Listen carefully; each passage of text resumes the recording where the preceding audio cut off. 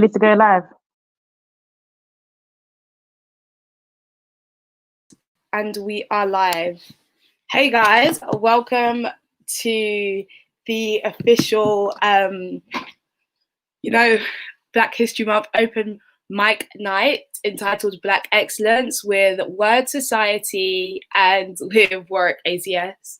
Really excited for today. It should be a great night ahead of us. Sort of just getting used to, the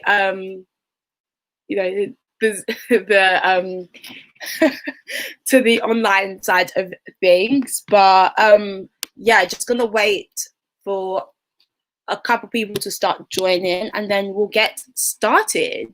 So yeah.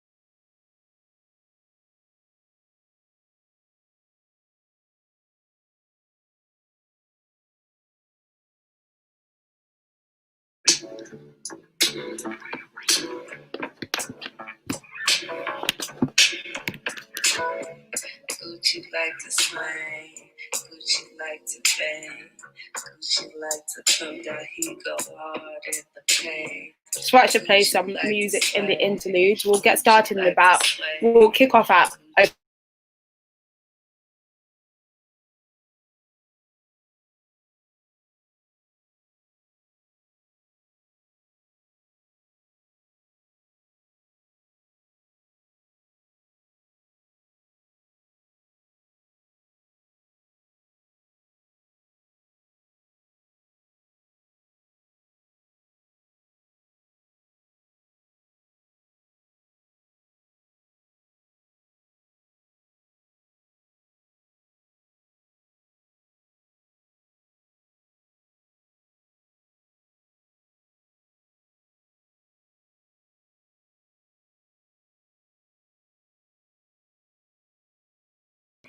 okay.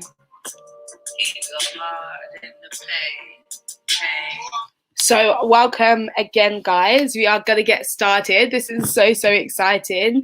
I hope you guys are doing great. I can't actually see your comments down below, but yeah, you guys might as well like comment. Oh, actually I can see your comments, so you can comment. But yeah, welcome to the open mic for today. I hope you guys are having a good Black History Month as it is.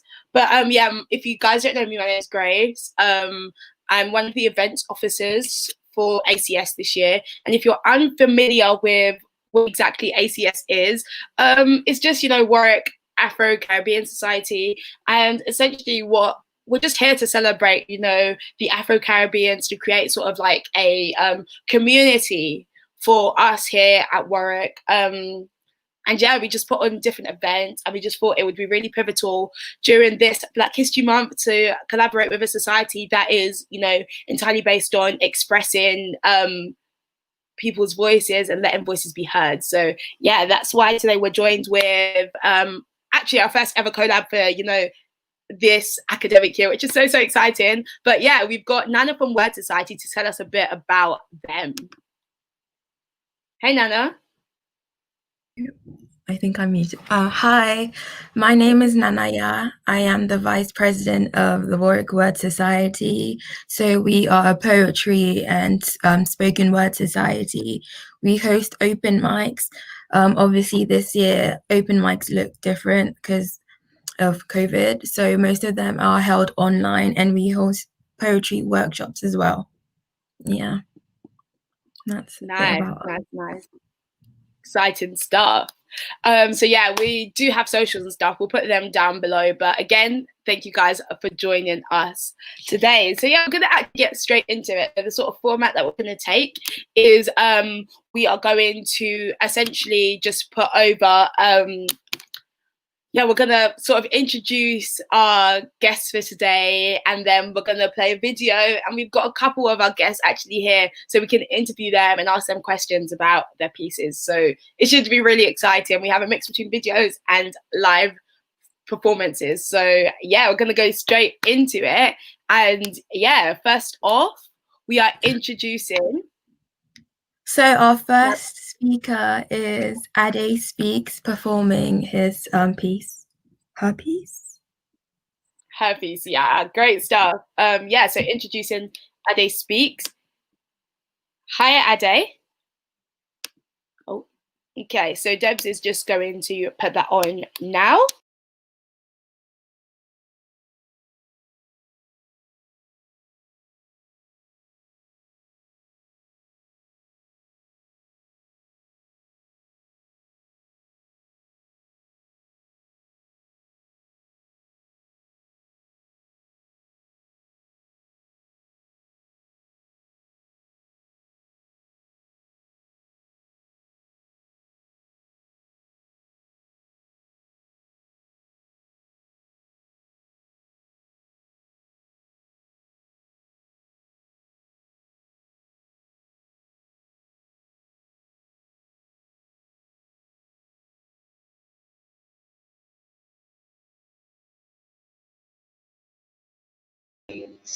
The gods is keep it real. It's the frost.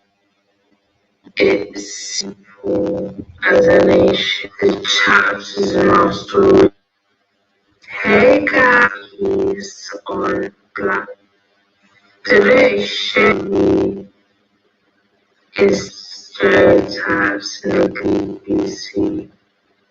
Powerful, I was pretty. That Grace magazine. I was her texture, their names wasn't the same. Too busy getting to separate. The gods is stupid real. That's in the liberal frost. It's simple as a nation. The chaps is master, but he likes to take back their started from history.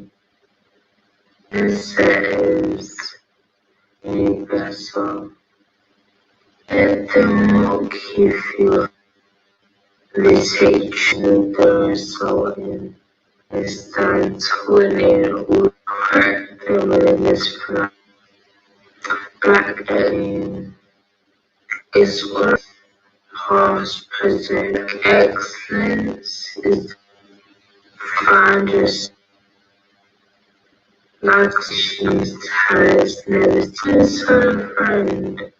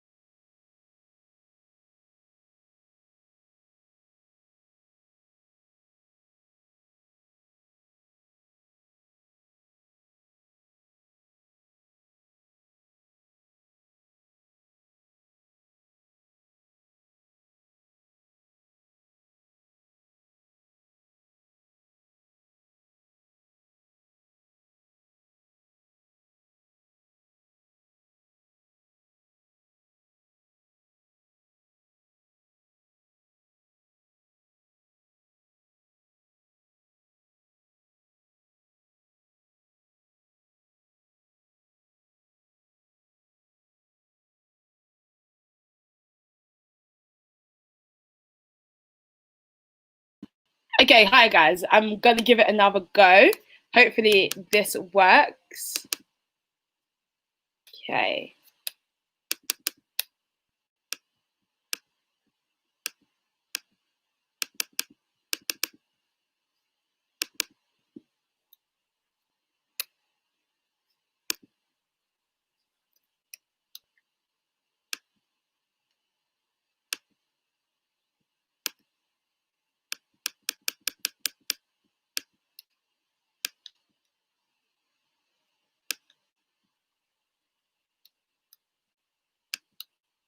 Okay.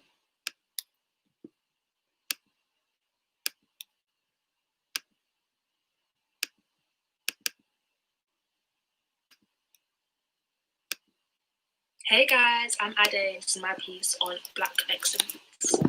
They don't show you our excellence on TV. It's the stereotypes and negativity of the likes of the BBC. Growing up, I never thought I was pretty. Because all the queens that were gracing magazines had blonde hair and blue eyes. I was out there looking for the 4C. Hair texture, skin complexion, their names wasn't the same, I couldn't relate. Too busy getting told that I don't belong, that I can't participate. Everything that we create, they're going to steal. I have to keep it real.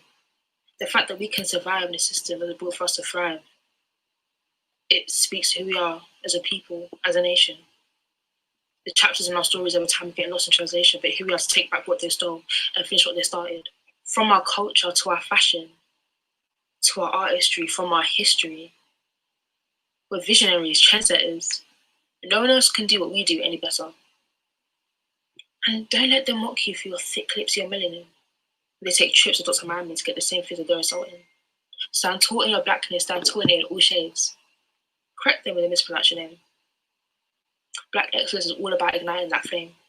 It's all about being proud of our achievements, past, present, and future. Black excellence is the blueprint. Find yourself, building that foundation. Like I said before, we're a people and nations' talents never seem to end. Go on and tell a friend about this Black excellence.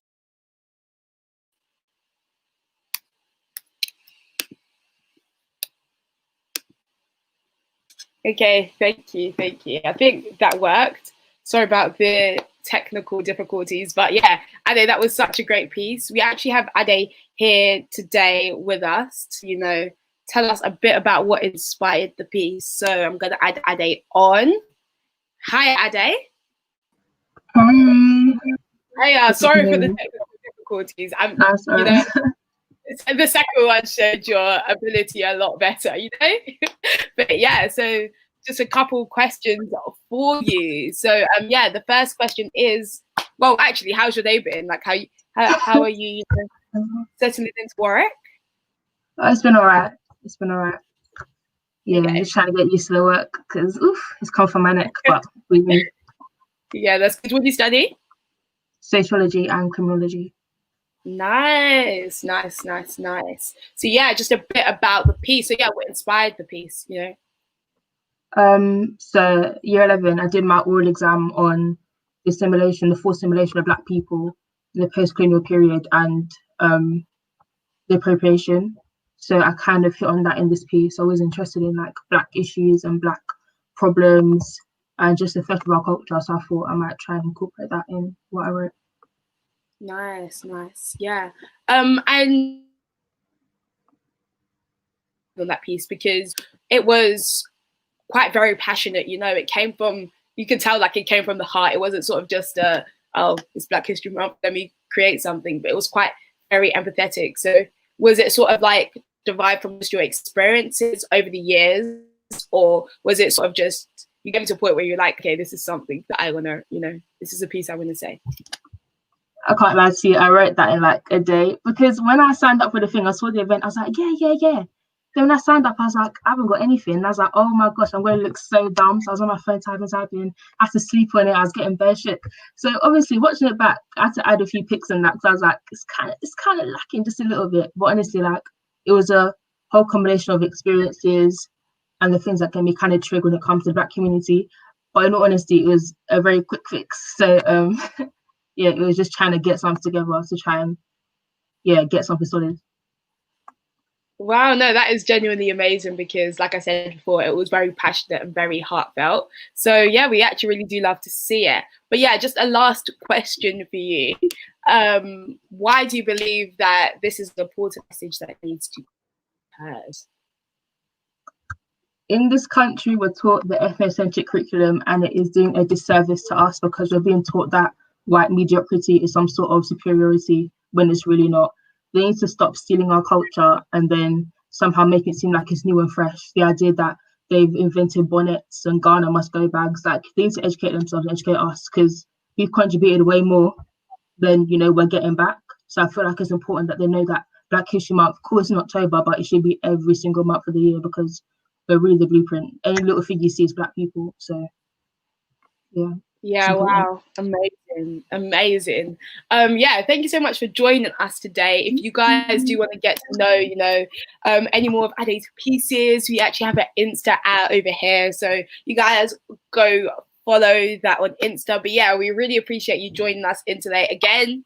Sorry for the first video, but in fact, thank you guys for staying on with us, hearing us out. Was trying to just get used to this. So yeah, but we'll see you later, Ade. Thank you so much for joining us. So yeah, that was the first piece by Ade, which was just absolutely amazing, giving me clicks here, then everywhere, word, you know how it goes. So yeah, we're gonna actually jump straight back into the next videos.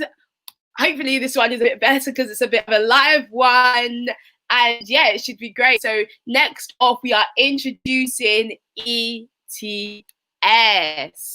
So, hey ETS, thank you so much for joining us. I'll let you take it away. Okay. Can you hear me clearly, guys? Cool. So, do you know what it is? They always tell me about Black excellence. And they always tell me that Black excellence is a young Black man wearing a suit. Black excellence is a young Black man getting a degree, a young Black man going into Goldman Sachs or just reaching those level of corporate. But you know what it is? I don't really see this as Black excellence because all of this is normal in other cultures. When I look at the Chinese culture, wearing a suit, hitting those top internships, getting those degrees, that's normal. When I look at the white man's culture, all of this is just normal. I don't really see this as excellence. So what I feel like we need to start doing is start to normalize this excellence. Is start to normalize all of these things. Because you see, the thing is, bro, here's what I'm thinking. I'm thinking excellence. Excellence is when you compete with yourself at 100% and surpass yourself at 100%. Excellence is wherever you go, people know, okay, you're going to set the standard. You're going to set the tempo in the room. Excellence is not being a thermometer. Excellence is being a thermostat. Excellence is shaping the temperature of the room. Excellence is when your actions, your thoughts, your words, each and every single thing you say is one. Excellence is when you step into the place as royalty. You see, they keep telling me Martin Luther King had a dream. I don't believe he expected us to still be dreaming. I don't believe he expected us to still be dreaming about those dreams. Every time they tell me Martin Luther King had a dream, each and every single time. So why don't we bring that dream into reality? Because you see, the thing about average people is that average people, they love talking about the problems. But when you're excellence, when we start to talk about Black excellence, that's coming up with the solutions to attack these problems. I've never been a fan of problems. I've only been a fan of solutions. I've only been an advocate of bringing the solution to the table to actually change things around. And that's what Black excellence is. We need to normalize these things. We need to normalize wearing a suit. We need to normalize these corporate positions. We need to normalize banging a first degree. We need to normalize going into top universities. All of this is normal in other cultures. What's the difference between us? What really is the difference? This is what excellence is. Excellence is being the first of yourself, so that you can be the best. It's not looking at the next person. It's not looking left and right. Because I'll be real, guys. We're not here to compete, but we're here to complete. We're here to establish that excellence. So I don't want to look back when I have my children, we have our children. I don't want to look back and say, we couldn't do this because of this. We couldn't do that because of this. Because excellence knows no bounds. Excellence always shapes the atmosphere. And I don't know about you guys, but that's what I'm going to do. And that's what true Black excellence is. It's not about complaining. It's about bringing the solutions to the table. I truly believe it's about that time, yes, to resurrect some bones. Let's get busy. That's Black excellence. That's all that needs to be spoken about for today. That is amazing. Wow, wow, wow. Wow, I am speechless. Yes, no, so many bars were said there. Wow, it was when you said, we've got to set the tempo, we're not meant to be a further start, we're not meant to be a thermometer, we're gonna be the furthest that. I said, yeah, that is hard. Wow. So again, just like Ade, that was definitely spoken from a place of, directly from the heart, a place from experience. Why do you sort of believe that it's so important? Even just being in Warwick, like, we have to stand with that sense of excellence with us, knowing that we're able to break barriers despite of, our backgrounds, despite of the color of our skin, that we stand with just the same grace and the same sense of excellence that anyone else does. It's important for us to, stand out there with our Black excellence. So yeah, just in the same pattern, what exactly inspired the piece? So obviously Black excellence, the theme of tonight, did you have this piece before? Is this just sort of accumulated experiences? Tell us a bit behind it. Do you know what it is? It's like whenever we talk about the Black culture, whenever we talk about the Black community, and whenever we talk about Black excellence, I feel like we always just push the blame. We're always saying, we can't do this because of that. We can't do this because of that. Yes, that may be the issue, but what I believe in is that if you really think it's a problem, why don't you come up with a solution? Because the only way that a problem can be solved is when we have a solution. A problem is just half of the solution. So instead of just saying, we can't do this because of that, we can't do this because of that, why don't we break the stereotype? And why don't we actually break the mold? Because it's actually not hard to stand out. Because everybody's so scared of standing out and so used to fitting in that it's really not hard to stand out. It's just the little intricate things that you need to do. The latter is always greater than the former. And they always talk about we're that generation to set the tempo. We're that generation to shift the paradigm. So instead of just talking, enough of the talking, let's start doing action. Let's really start getting busy. And that's what I feel like Black excellence is really changing the stereotype and actually coming up with a solution. Yeah, no, that is so good, because like where you were saying about how we have to normalize the sense of excellence, it's not crazy for, Black students, Afro-Caribbean students to be here in Warwick. It's not crazy for students to sort of be innovative with their ideas. It's not a crazy thing. We need to start normalizing it. Like you said, we're here to complete.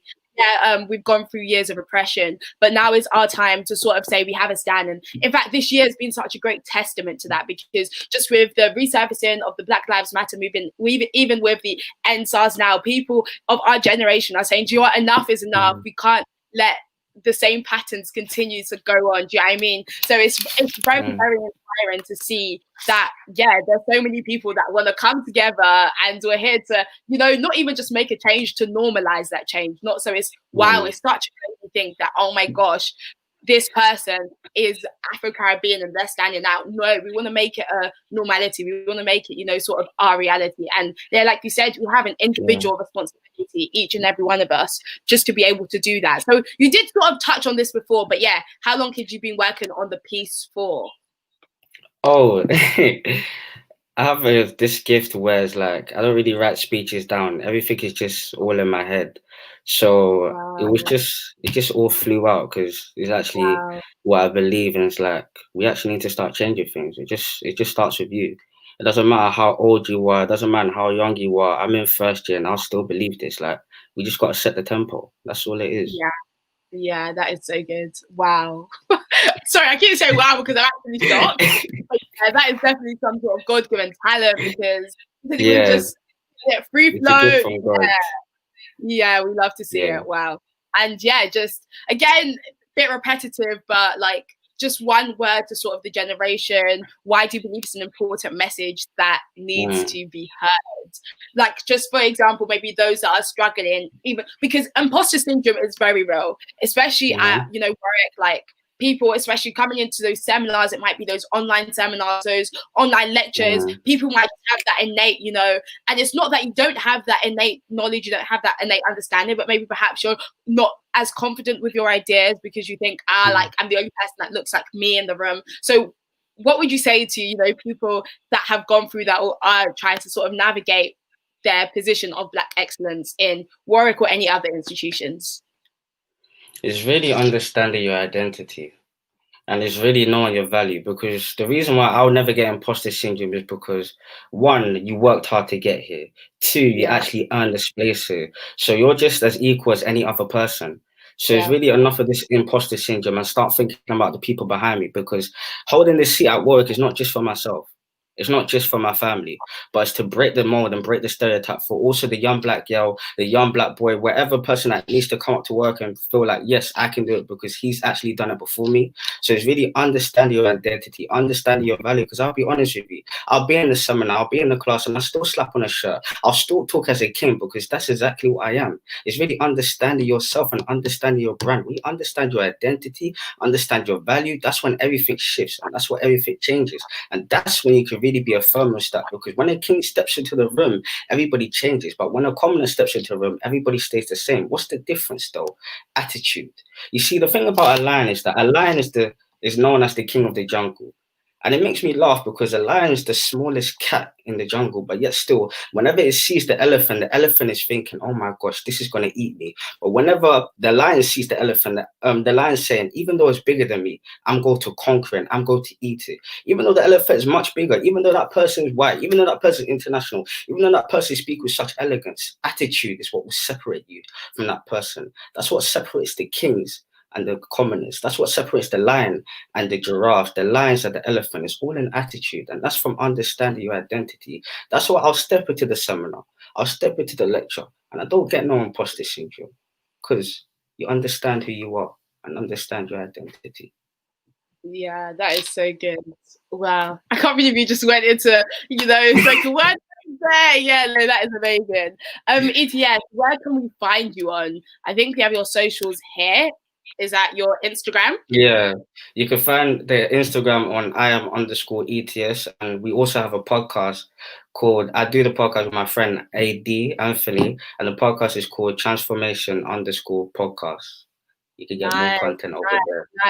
Nice. Thank you so much for joining us. You've inspired me, so I'm sure you've inspired so many other people that are on here. But yeah, just keep doing your thing, Yes, it was a pleasure to have you. Thank you so much. It's always an honor. Thank you. Yeah. Goodbye. Yeah, so wow, that was ETS. Guys, I don't know about you, but I am enjoying myself. Today has been amazing so far. We're not even halfway through, but it's been so good. He said you can't have fun, over the internet. He said we aren't being innovative with the way we're doing sort of open mics and things like that. But yeah, so we are gonna head straight back into it. I'm really excited for this piece. We actually have a piece by Jada. So yeah, I'm gonna just share my screen, and yeah, it should be great. So yeah, we're gonna go straight into that. Hello everyone. Hi, my name is Jada, and I've written a poem for Black History Month. So here I go. It's called Our People. Guide us, Lord. How can we bring light to our ancestors from the past and to our ancestors in the future? How can we love, support, and accumulate? How can we soothe, reflect, and not separate our people? Our people who fought with the constant dehumanization. Our people who thought they weren't good enough to be a part of a nation.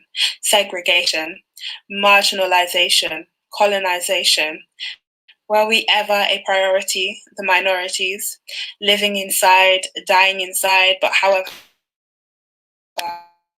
we rise inside.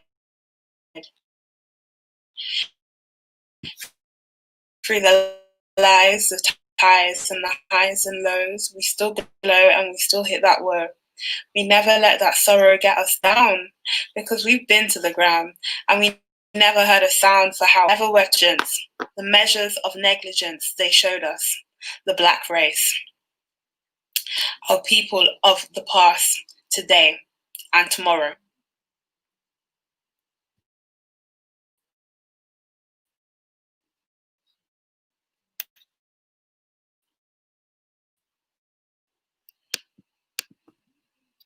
Wow. That was amazing. So, wow. Okay, I'm going to bring actually the first opening line for me. Personally, it was definitely that for me. So I'm going to bring Jada on.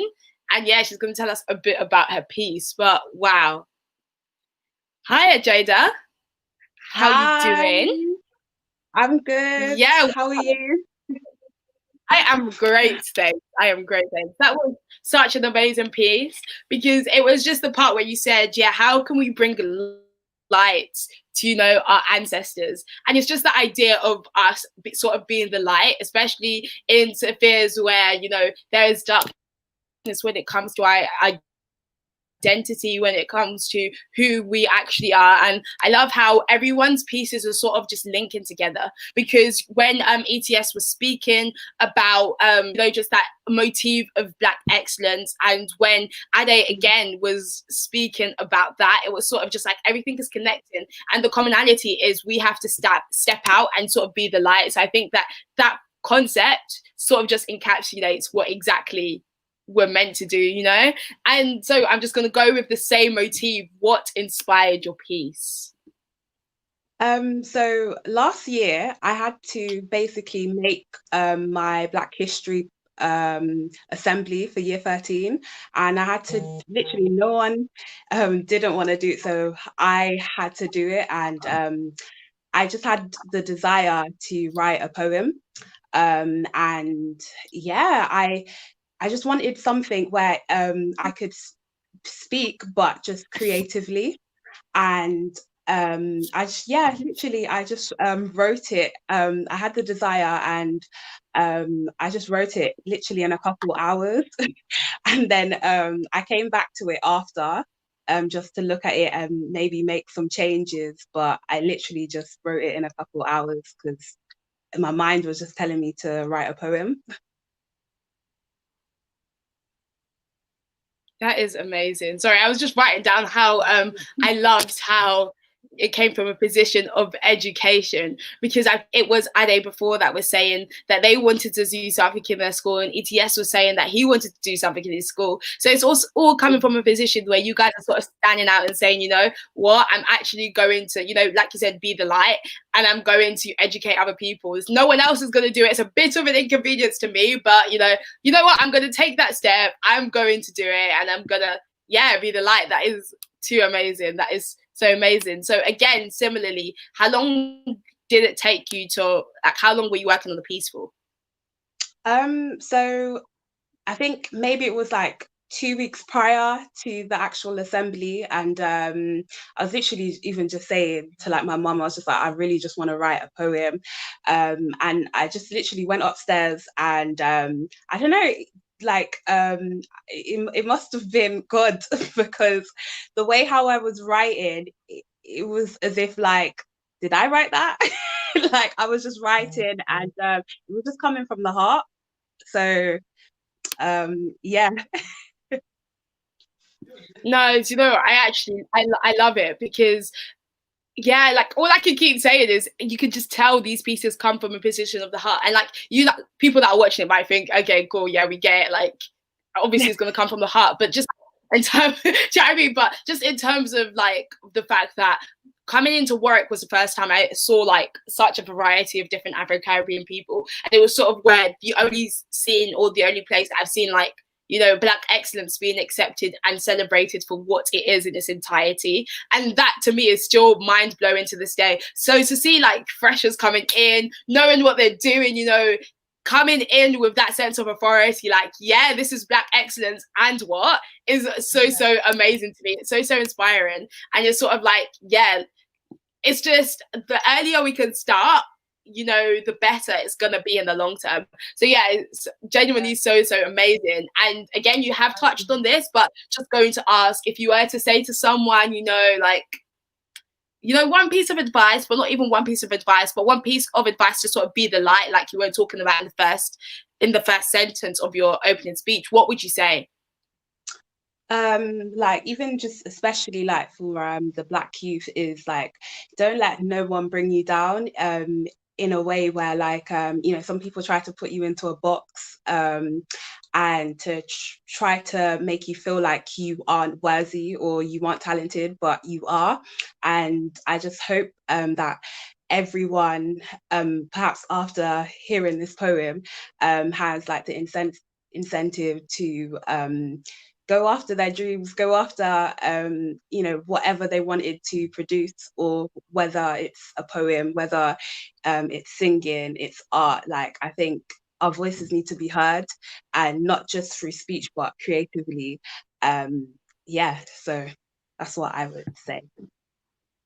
Yeah, that is so amazing. So yeah, your socials. Yeah, do you write like pieces on spoken word and stuff on Insta, or is just like your general Insta?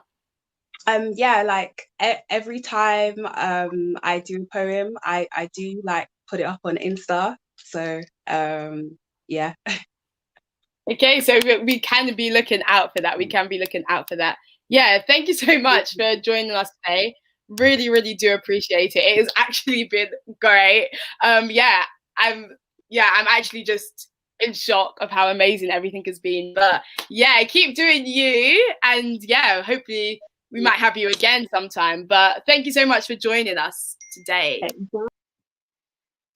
Okay, so that was Jada. So next up, we actually have Sharon, and yeah, it's just going to be like, I really love Sharon's piece as well. Like, everything has just been so heartfelt, and you know, even despite the technical difficulties at the start, this has literally been one of my favorite events so far, just because people are able to sort of express themselves in a way that they wouldn't have before, and it's just amazing. And just in case, like, again, just to reiterate, just to reiterate that you can Word Society always have events and different open mics. They even do workshops and stuff. So I say definitely go follow them on socials, especially even if like you don't think, oh, I have that, you know, that ability to do spoken word or artistry or anything. Just try it out, because it's such a beautiful way, like a cathartic way to, you know, sort of just express your feelings and express your emotions just based on anything. But yeah, we're gonna go straight into Sharon's piece. Oh, okay, just bear with me. Sorry, I'm just getting used to it. Okay.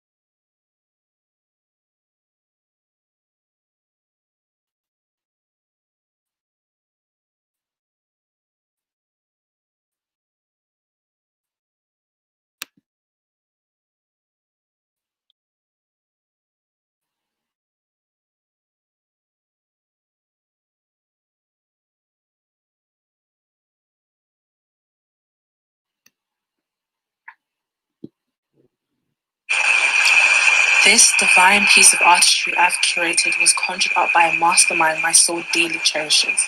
I am holistically grateful for this glorious opportunity to be able to extend and share this work of healing, grace, and light towards every single one of you phenomenal beings. I sincerely hope this experience finds you well. Thank you for tuning in.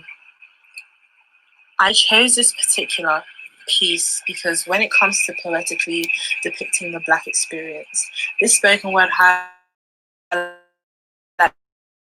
the different aspects that is foreign or complex or complex.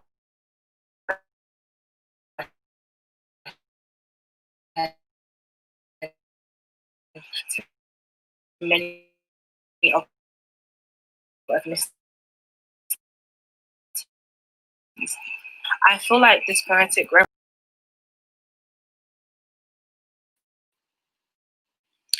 but this poem is called Dodging the Devil, and yeah, let's get into it.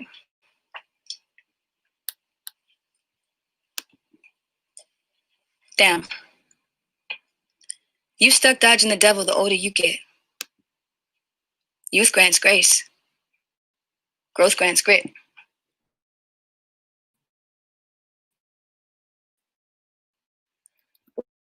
With that grit,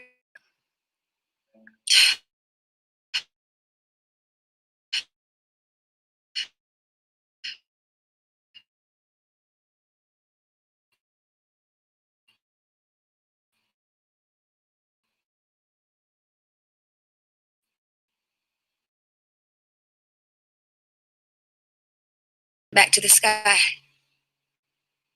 for twice as high.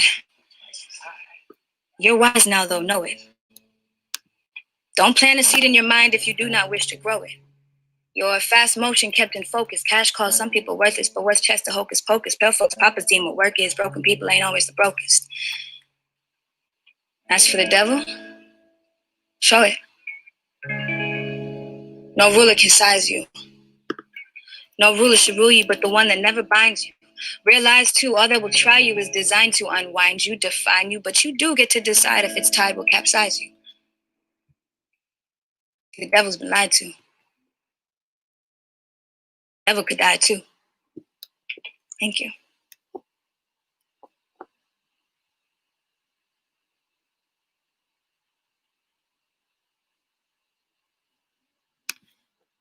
Okay, so that was a piece by Sharon. We actually do have Sharon here with us, who goes by the name of sAturn. But yeah, sorry, I don't know how well you guys were able to hear that because of just technical difficulties. But thank you so much for bearing with us, guys. It's an interesting one to navigate, but yeah. So hey, are you here with us? Hi, can you hear me? Yes, we can hear you indeed. Sorry about that. It might even be more important for you to sort of just share the motive behind the piece, just because it might be glitching out a bit.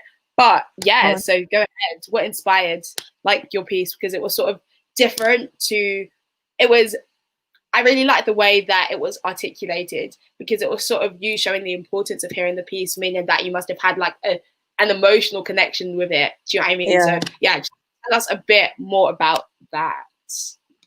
Because initially when I heard about the event, I thought, oh, I'm obligated to create or share one of my own. But then I read through the description, and it said you can share something that kind of touched you immensely. So I thought, instead of it's all well and good for me to operate from my own spoken word and be able to share that, but I wanted to share an experience that meant something intense to me. Because my thought process choosing the piece was, it's one thing yourself being an embodiment or representative of your own nation, ethnicity, or race, but you gain an additional sense of encouragement from seeing a relatable face, a relatable experience, seeing someone else embody the version of yourself you desire to actualize and actually emulate. So I thought seeing a witness or testament to that is a motivating reminder to embrace your originality, uniqueness, and truth, because you can't always visualize the kind of energy you radiate to others without detaching from yourself. And obviously, detaching from yourself means losing connectivity with the world around you. And being Black is difficult to afford being disconnected from reality. So seeing other beings of inspiration really helps like balance that and supplement self-motivation and just self-esteem in general. Yeah, no, that is so true. And just in your piece, I actually really liked a part where you said that life caters for you in a way that is foreign or complex to understand. Do you care to sort of just explain, what that means to you? I think like being from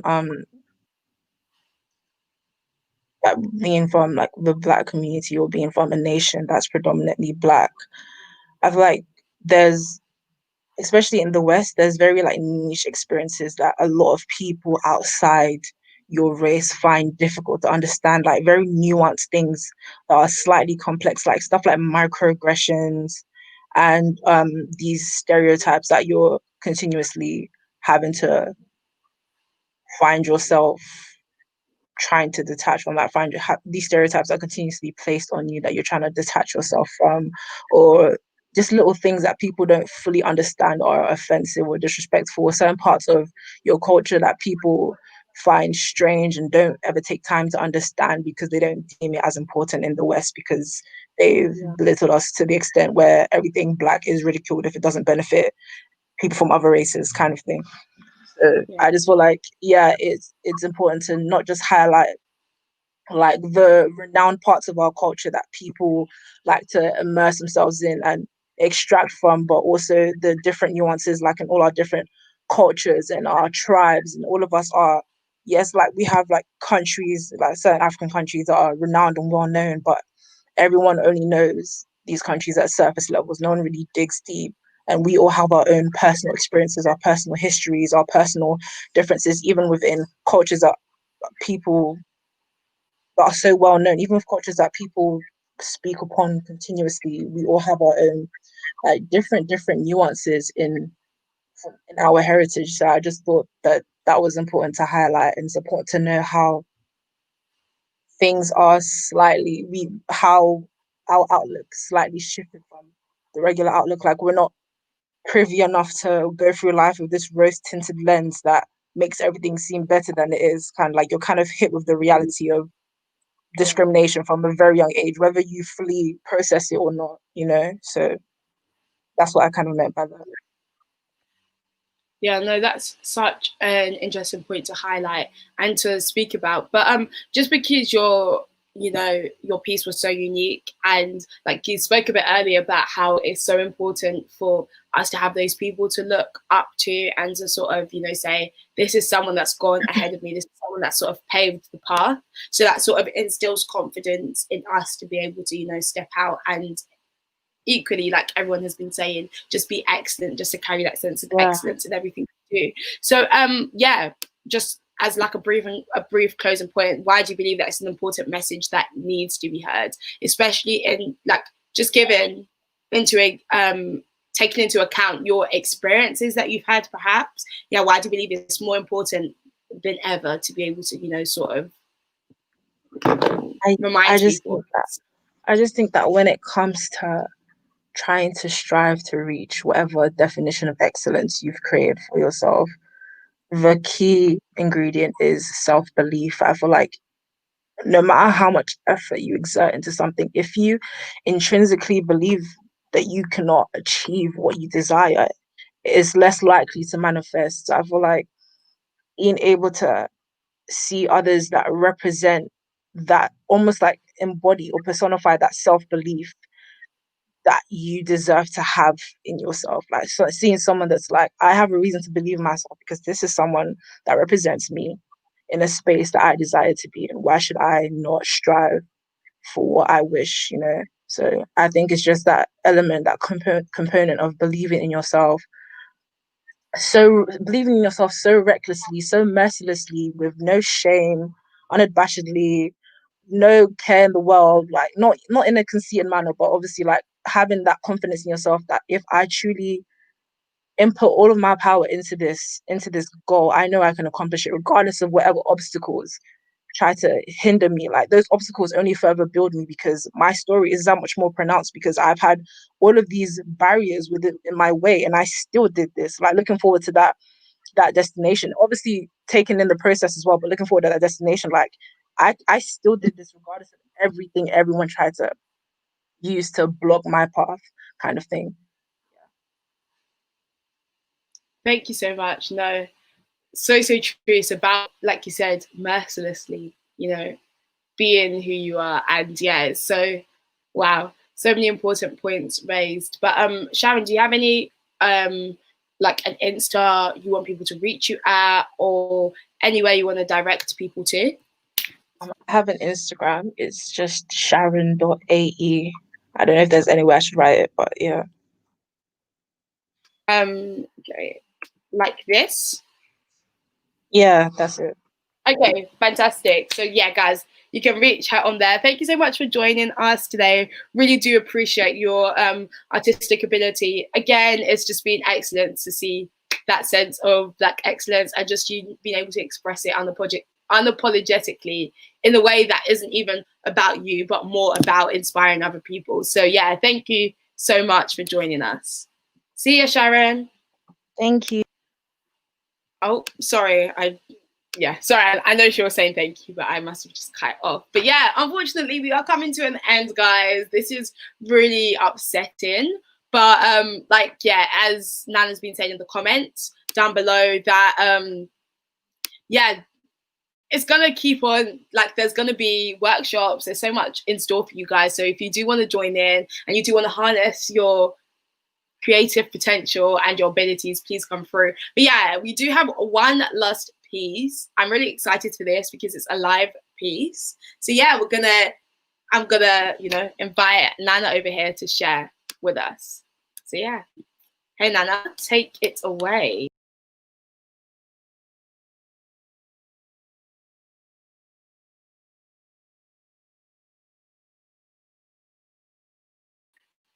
Nana, you're on mute. Sorry. Hi, if you weren't here from the beginning, my name is Nanaya. I'm the Vice President of Warwick Word Society, and this is a piece I wrote when I was just reflecting on the representation of Africa as a continent and African countries within the media and on social media. It's not really, I didn't really write it as a poem, but I think it could be received like one. So this is it. I have always felt uncomfortable with videos or images circulating social media trying to showcase the beauty of Africa by displaying the excessive wealth and luxury that only the privileged classes living in the continent have access to. Having personally spent a large portion of my childhood in Ghana, I find it unsettling how delusive and superficial these images are, and how it glosses over the ordinary lives, the lives whose stories are of no use to either side, the people who are neither living in extreme poverty nor living incredibly lavish lives, the lives of people like me, people whose parents tirelessly work in order to be able to afford tuition fees for private education, because the public education system will fail to provide you the opportunities you truly need to thrive and succeed as you wish. People who wish the generator could be used sparingly when there are power outages, but can't afford to, so make peace with the darkness in which we sit while we incessantly bitten by mosquitoes we skillfully try to hit. Or the smell of the mosquito coil, which is equally reassuring and disappointing, because the mosquitoes will still find a way to be fed despite its toxic scent. I guess what I'm trying to say is the beauty of the Africa I know, the Ghana I know, is in the ability to remain hopeful and joyful even in the dark. With the candles out and the cool evening breeze, and the sound of frogs and crickets, I believe, and the canvas it provides for the brightest and greatest of stories, only to be heard and lived by us. And that's it. Wow, Nana, that was actually amazing. That was so amazing because you just took it from a whole different angle. And when you said that the beauty in Africa is just the ability to, remain joyful and hopeful, I was like, wow, yeah, that really is the beauty, because like you said, media has sort of tainted it into sort of just, Western ideas of what it means to be, prosperous, or what it means to, be successful. But Africa is so much more than that. It's about the ethos of the people. It's about, the characteristics of the people, who we are when it's like, when you come together in unity, despite all the, like you said, the negative things that happen in Africa. It's like when it matters, when there is a position to be stood for, people come together, they unify for that, that sense of we can get out of it, we're not bound to this, there is hope. And we've even seen it over the past couple of days with, the NSARS and just with everything that's going on. So yeah, just, in the same pattern. Yeah. So what sort of inspired the piece? I know you spoke a bit about how you grew up in Ghana. Was it sort of you come into the UK and, seeing the vast difference between Africa? Or was it sort of like, or Ghana rather, or was it sort of just seeing like the way that it was portrayed, Ghana and different countries in Africa was portrayed, and how that was so different to your reality when you were there? So yeah, tell us a bit about that. Well, because well, unlike some people, because I know I feel like being Black British is quite when you're Black British, your experience is quite different from when you're an African or Caribbean living on the continent. So I realized that there was quite this weird idealization of Africa that did not reflect the reality, in an attempt to combat the incredibly negative perspective of the West that was equally not true. So I felt uncomfortable because it was like two extremes, not really reflecting the reality. And I was really uncomfortable with how superficial beauty was being projected. And it made me feel really uncomfortable when the videos that were showing Africa as beautiful were videos of people in massive cars and 5-star hotels that we know only the people working in multinational corporations and corrupt politicians were being able to have access to. Normal people don't live like that. But people, Black British people, wanting to obviously celebrate the good part of our identity, like clinged onto that, even though it wasn't a really holistic reflection. And that's why I wrote that. Yeah, it was a bit of a rant, basically. No, I 100% agree, because like you said, it's an idealized perception, and more than ever, there's not even a responsibility, but there's a need for us to, sort of portray things as a reality, because if we have a distorted view of reality, we're never going to really progress on from that, because you're just going to progress on from the idealized view of the reality, or the distorted view of the reality that you had. So it's so important for reality to be shown, not even in a pessimistic way, but just in a realistic way, so that we're able to progress forwards. But yeah, so how long had you been working on the piece for? I didn't really spend much time on it, to be honest. Like most of the poems I write, it kind of just comes to me and then it just comes out, and that's it. And this was one of those type of poems, so I spent like a night writing it. Yeah. Wow. But just even going back, so like obviously you're the VP for Word Society. Would you say that this is sort of a way that you express like your experiences, or is it a way that makes you perhaps think about your experiences in a way that you never thought about it before? Because like you said, you have the ability to be able to write pieces in such short periods of times. So yeah. Is it like, is it because it's so deep to your experiences, and obviously, like we've said before, it's coming from the heart, or like why did you decide to join Word Society? So in regards to my ability to write, I think a key part is obviously reading and just like consuming work from other like creative people. So there's like, I've heard this comment from almost everyone I've had a conversation with about open mics, but when you attend an open mic, you leave inspired. Even if you're not a writer, you feel inspired to write and share your story, your perspective, your experience.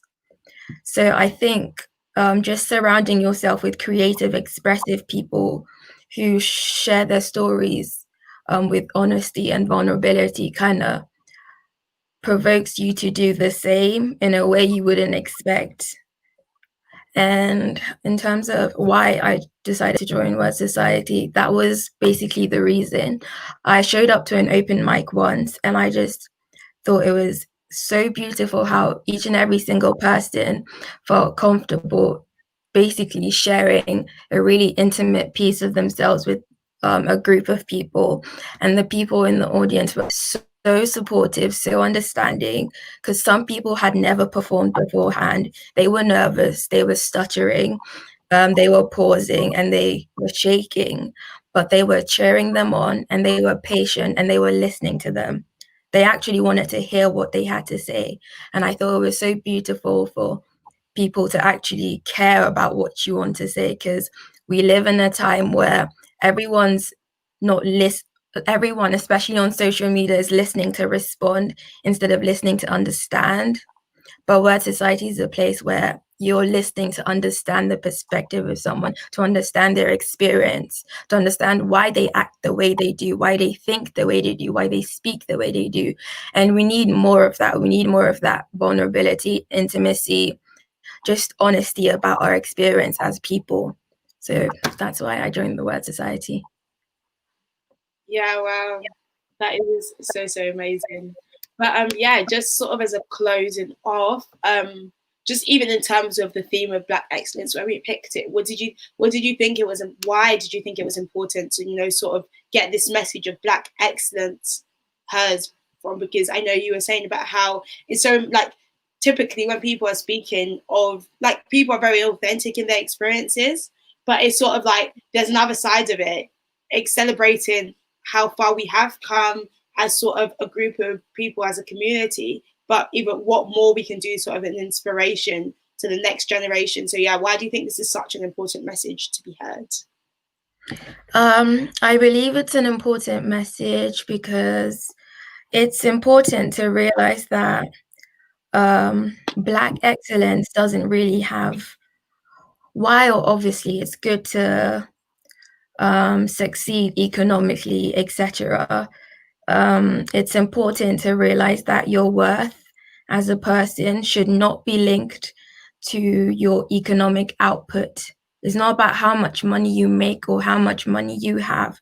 That's not what your worth should be linked to. So it's important to remember important things about us as people: hope, joy, love, laughter, and just building genuine connections with each other and celebrating our differences. Because even though we do share experiences, we're all different in so many ways. So I think it's really important to kind of shine a light on that aspect of Black excellence. Yeah. Yeah, no, it's so important, because like you said, yeah, we might all have the same color skin, but the way we express ourselves is entirely different. Who we are is entirely different from someone else. And the way I think of it is like, so I have a twin, like, and yeah, you would think our twins are the same, but we're completely different people, you know, like we express ourselves in completely different ways. We have different strengths, different abilities. So that's sort of just a reminder that despite the outward appearances, the similarities in the outward appearances, the content of what comprises us, what actually makes us is entirely different. And we should celebrate ourselves for who we are, not in comparison to someone else, but sort of we're running our own race. And the end goal is to sort of have that sense of excellence. And like you said, just to, you know, shed light to who we are and how strong we are in our identities. But yeah, so that is actually, oh, do you have socials you want to share? Yes. So you can follow me on nyo.adu. nyo.ndu. Okay. ADU. Oh, nyo.adu. Okay. Yeah. So yeah, that is her Instagram. Please get at her. Yeah, thank you so much for joining us today, guys. This has been the Black History Month Black Excellence Open Mic with Warwick Word Society and Warwick ACS. I know you guys have had so much fun, even despite, you know, the technical difficulties. It's sort of just, you know, extending grace to ourselves and saying, you know what, guys, we're trying to make this online thing work. And yeah, it's been such a great event. I've been really inspired by the pieces that everyone has come up with. So I really admire your confidence, you know, just your courage, your strength to be able to come here, you know, share those pieces that, yeah, that you put so much heart, so much energy into. So yeah, guys, really, really do appreciate you coming here. Yeah, I don't think I have much else to say. Nana, do you have anything else you want to say? No, just thank you so much for coming and spending your Friday evenings with us. It means so much. No, for real, it does. And just in terms of socials, this is the Word Society social. So the Warwick Word Society, and then there is at Warwick.ACS. But guys, it has been great. It's been an evening. Hopefully we do more events. Freshers, if you're here, feel free to private message any one of us on ideas for events that would cater to you guys best, especially just given the current circumstances. I really do hope you guys are staying safe, doing things to sort of keep you sane, especially if you're self-isolating or anything like that. But yeah, feel free to message any of us, even if you just want the conversation. And yeah, it has been great. But thank you so much for joining us, guys. And we will see you later. Bye.